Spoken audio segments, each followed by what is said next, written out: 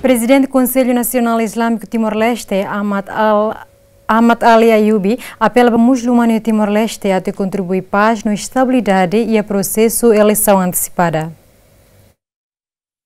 Presidente Conistil Hatolia Hirakne, ba jornalista Sira, hafuin encontro ho Presidente República Francisco Guterres Luolo e a Palácio Presidencial Bairro Pite Dili. Ho di kolea konaba Cooperação Timor-Leste ho nação Sira e a Médio Oriente.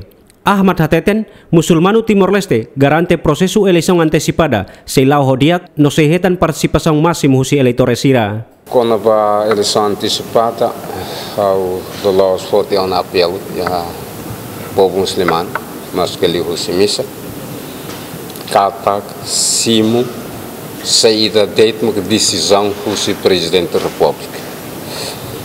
Não é direito absoluto presidente da República nem katak tem que halutuir morria nação democrática tem que halutuir presidente da República na decisão.